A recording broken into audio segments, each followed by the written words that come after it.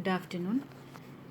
ഇപ്പോൾ ഡിസ്കസ് ചെയ്യാൻ പോകുന്നത് എക്സസൈസ് ടെസ്റ്റിംഗ് അല്ലെങ്കിൽ സ്ട്രെസ് ടെസ്റ്റിംഗ് അല്ലെങ്കിൽ എക്സസൈസ് ഇലക്ട്രോ കാർഡിയോഗ്രാം അല്ലെങ്കിൽ എക്സസൈസ് ECG എന്ന് പറഞ്ഞ ടോപ്പിക്കാണ്.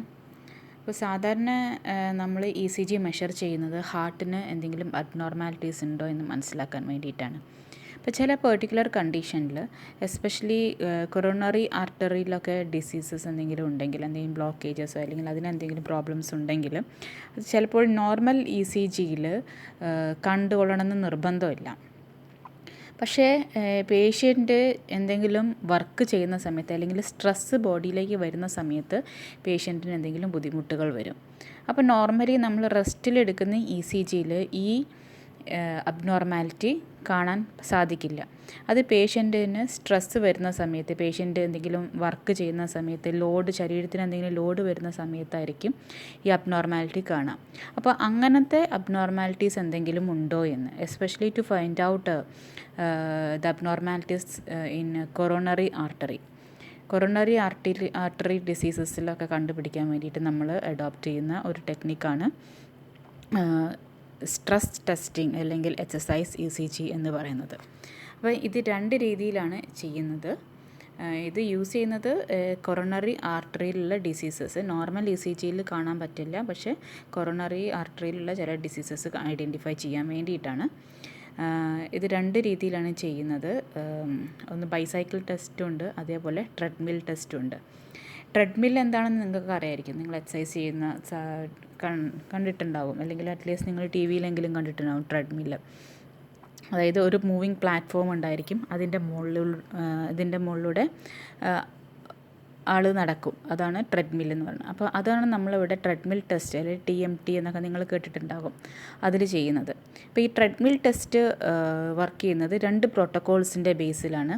ഒന്ന് ബ്രൂസ് പ്രോട്ടോക്കോളും മറ്റേത് ബാൽക്കെ-വെയർ പ്രോട്ടോക്കോളും. അപ്പോൾ ബാൽക്കെ-വെയർ പ്രോട്ടോക്കോളിൽ എന്താ ചെയ്യുന്നതെന്ന് വെച്ചാൽ, പേഷ്യൻറ്റിനെ ഒരു ട്രെഡ്മില്ലിൻ്റെ മുകളിൽ കൂടെ നടത്തിക്കുക. ഈ ട്രെഡ്മില്ലിൻ്റെ സ്പീഡ് എപ്പോഴും കോൺസ്റ്റൻ്റ് ആയിരിക്കും. ആ കോൺസ്റ്റൻറ്റ് സ്പീഡ് എന്ന് പറഞ്ഞാൽ 3.3 miles/hour അല്ലെങ്കിൽ 5.3 km/hour. രണ്ടും സെയിം തന്നെയാണ്, ഒന്ന് മൈലിലാണ് ഒന്ന് കിലോമീറ്റേഴ്സിലാണെന്ന് മാത്രം. അപ്പം ഈ സ്പീഡ് എപ്പോഴും കോൺസ്റ്റൻ്റ് ആയിരിക്കും. പിന്നെ പേഷ്യൻറ്റിന് ഇതിൻ്റെ മുകളിൽ കൂടെ നടന്നുകൊണ്ടിരിക്കുന്ന സമയത്ത് ഒരു ലോഡ് ഫീൽ ചെയ്യിക്കണം. ആ ലോഡ് വരാൻ വേണ്ടിയിട്ട് നമ്മൾ എന്താ ചെയ്യുന്നതെന്ന് വെച്ചാൽ, ഈ ട്രെഡ്മില്ലിൻ്റെ പ്ലാറ്റ്ഫോം അത് ചെറുതായിട്ട് ഇൻക്ലിനേഷൻ കൊടുക്കും, അതായത് ഒന്ന് ചെരിവ് വരുത്തും. അപ്പോൾ ചെരിവ് വരുത്തുന്ന സമയത്ത് പേഷ്യൻറ്റിന് ഒരു കുന്ന് കയറുന്ന ഒരു ഫീലിംഗ് ആയിരിക്കും, ഒരു ഹിൽ ക്ലൈമ്പിങ്ങിൻ്റെ ഒരു എഫക്റ്റ് ആയിരിക്കും ബോഡിയിൽ ഫീൽ ചെയ്യുക. നമുക്കൊരു ഫ്ലാറ്റായ സർഫസിലൂടെ നടക്കുന്നതിനേക്കാളും ബുദ്ധിമുട്ടാണ് നമുക്കൊരു ഇൻക്ലൈൻഡ് ആയിട്ടുള്ള സർഫസിലൂടെ നടക്കാൻ വേണ്ടിയിട്ട്. അപ്പോൾ പേഷ്യൻറ്റ് ട്രെഡ്മിൽ ടെസ്റ്റ് സ്റ്റാർട്ട് ചെയ്യുന്ന സമയത്ത് ട്രെഡ്മില്ലിൻ്റെ പ്ലാറ്റ്ഫോം ഫ്ലാറ്റ് ആയിരിക്കും. അതിന് ശേഷം പിന്നെ ഒരു പെർട്ടിക്കുലർ റേറ്റിൽ ഇൻക്ലിനേഷൻ ഇങ്ങനെ കൂട്ടിക്കൊണ്ടിരിക്കും. അപ്പം എവറി 2 minutesലാണ് നമ്മൾ ഇൻക്ലിനേഷൻ ഇങ്ങനെ കൂട്ടിക്കൊണ്ടിരിക്കുക. അപ്പോൾ കൂട്ടിക്കൊണ്ടിരിക്കുന്ന സമയത്ത് പേഷ്യൻറ്റിൻ്റെ ബോഡി വെയ്റ്റ് തന്നെ പേഷ്യൻറ്റിന് ലോഡായിട്ട് ഫീൽ ചെയ്യാൻ തുടങ്ങും. അതാണ് ട്രെഡ്മിൽ ടെസ്റ്റ്. ട്രെഡ്മിൽ ടെസ്റ്റിലെ ബാൽക്കെ-വെയർ പ്രോട്ടോക്കോൾ എന്ന് പറയുന്നത്. ബ്രൂസ് പ്രോട്ടോക്കോളിലാണെങ്കിൽ ഇതുപോലെ തന്നെ പേഷ്യൻറ്റിന് ട്രെഡ്മില്ലിൻ്റെ മുകളിൽ കൂടെ നടത്തിക്കും. അവിടെ ബോത്ത് സ്പീഡും അതേപോലെ ഇൻക്ലിനേഷനും വേരി ചെയ്യും.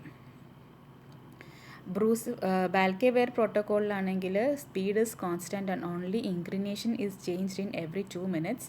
പക്ഷേ ബ്രൂസ് പ്രോട്ടോക്കോളിൽ വരുമ്പോൾ സ്പീഡും ഇൻക്ലിനേഷനും ചേഞ്ച് ചെയ്യും, ഇൻക്രീസ് ചെയ്തുകൊണ്ടിരിക്കും ഇൻ എവറി 3 minutes. അതാണ് അതിൻ്റെ വ്യത്യാസം. ഇനി സെക്കൻഡ് ടൈപ്പിലുള്ള സ്ട്രെസ് ടെസ്റ്റിംഗ് ചെയ്യുന്നത് ബൈസൈക്കിൾ ടെസ്റ്റാണ്. ബൈസൈക്കിൾ ടെസ്റ്റ് എന്ന് പറഞ്ഞാൽ ആ പേരിൽ തന്നെ ഉണ്ട്. അതായത് ഒരു സ്റ്റേഷനറി ആയിട്ടുള്ള ഒരു ബൈസൈക്കിളിൻ്റെ മുകളിൽ പേഷ്യൻ്റ് ഒരു സ്റ്റേഷനറി ആയിട്ടുള്ള ഒരു ഇതായിരിക്കും, സൈക്കിൾ ചവിട്ടുന്ന പോലെ കാലുകൊണ്ട് ഇങ്ങനെ ചവിട്ടുക. അപ്പോൾ അവിടെ നമുക്ക് പേഷ്യൻറ്റിന് ഒരു ലോഡ് കൊടുക്കണം. അപ്പോൾ ലോഡ് കൊടുക്കുന്നത് എങ്ങനെയാണെന്ന് വെച്ചാൽ, ഒരു മെക്കാനിക്കൽ ഫ്രിക്ഷൻ അല്ലെങ്കിൽ ഒരു ഇലക്ട്രിക്കലായിട്ടോ അല്ലെങ്കിൽ മെക്കാനിക്കലായിട്ടോ നമ്മൾ ആ ചവിട്ടുന്ന സ്ഥലത്ത്, ഒരു പെഡലിംഗ് സ്ഥലത്ത് നമ്മളൊരു ഫ്രിക്ഷൻ കൊടുക്കും. അപ്പോൾ ഫ്രിക്ഷൻ കൊടുക്കുമ്പോൾ പേഷ്യൻറ്റിന് കുറച്ചും കൂടി എഫേർട്ട് ഇട്ടിട്ടായിരിക്കും സൈക്കിൾ ചവിട്ടേണ്ടി വരിക. അപ്പോൾ ആ രീതിയിലാകുമ്പോൾ നമ്മുടെ ബോഡിക്ക് ഒരു സ്ട്രെസ്സ് ഫീൽ ചെയ്യിക്കുക. അപ്പോൾ ഇങ്ങനെ ചെയ്തുകൊണ്ടിരിക്കുന്ന സമയത്ത്, അതായത് ഈ ട്രെഡ്മില്ലിൻ്റെ മുകളിൽ ചെയ്യുന്ന സമയത്തും അല്ലെങ്കിൽ ബൈസൈക്കിൾ ടെസ്റ്റ് ചെയ്യുന്ന സമയത്ത്, അല്ലെങ്കിൽ ബൈസൈക്കിൾ ടെസ്റ്റിന് നമ്മൾ ബൈസൈക്കിൾ എർഗണോമെട്രി എന്നും പറയും. അപ്പോൾ ഈ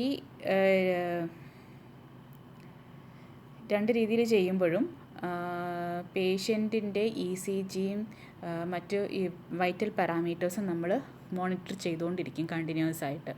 കാരണം കാർഡിയാക് ഡിസീസസ് ഉള്ള രോഗികൾക്കാണ് നമ്മൾ ഈ TMTയും അതേപോലെ ബൈസൈക്കിൾ ടെസ്റ്റും ചെയ്യുന്നത്. അപ്പോൾ അവർക്ക് എന്തെങ്കിലും അബ്നോർമാലിറ്റീസ് വരുന്നുണ്ടോ, അല്ലെങ്കിൽ ഇത് ചെയ്യുന്നതിനെ കൊണ്ട് വേറെ എന്തെങ്കിലും പ്രോബ്ലംസ്, ഹാർട്ട് അറ്റാക്സോ അങ്ങനെ എന്തെങ്കിലും വരുന്നുണ്ടോ എന്ന് മോണിറ്റർ ചെയ്യണം.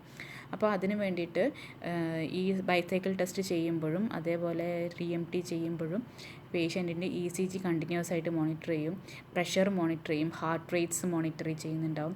പിന്നെ ഈ TMT ടെസ്റ്റ് ചെയ്യുന്ന ആ ലബോറട്ടറിയിൽ ഇതിന് വേണ്ടിയിട്ടുള്ള BP measurement, heart rate measurements, അതിനുള്ള ഓക്സിജൻ സാച്ചുറേഷൻ മെഷർമെൻറ്റിന് വേണ്ടിയിട്ടുള്ള എക്യുപ്മെൻറ്റ്സ്, പിന്നെ അതുപോലെ തന്നെ എന്തെങ്കിലും ബുദ്ധിമുട്ടുകൾ വരികയാണെങ്കിൽ ഡീഫിബ്രിലേറ്ററെല്ലാം സെറ്റ് ചെയ്തിട്ടുണ്ടാകും. പിന്നെ ഇവിടെ നമ്മൾ ബോഡിയിൽ നിന്ന് കളക്ട് ചെയ്യുന്ന ECG നമ്മൾ ഒരു കമ്പ്യൂട്ടറിലേക്കാണ് ഫീഡ് ചെയ്യുന്നത്. കമ്പ്യൂട്ടറിൽ വളരെ സോഫിസ്റ്റിക്കേറ്റഡ് ആയിട്ടുള്ള അൽഗോരിതംസ് ഉണ്ടായിരിക്കും.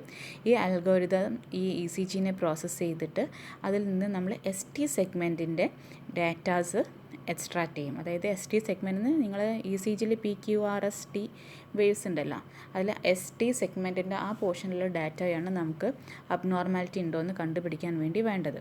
അപ്പോൾ ഇവിടെ നമ്മൾ ST സെഗ്മെൻറ്റിൻ്റെ ഡിപ്രഷൻ അല്ലെങ്കിൽ എലിവേഷൻ അതാണ് നമ്മൾ കാൽക്കുലേറ്റ് ചെയ്യുന്നത്. അപ്പോൾ അത് ചെയ്യുന്നത് എങ്ങനെയാണെന്ന് വെച്ചാൽ നിങ്ങൾക്ക് ഫിഗറിൽ നോക്കിയാൽ കാണാം.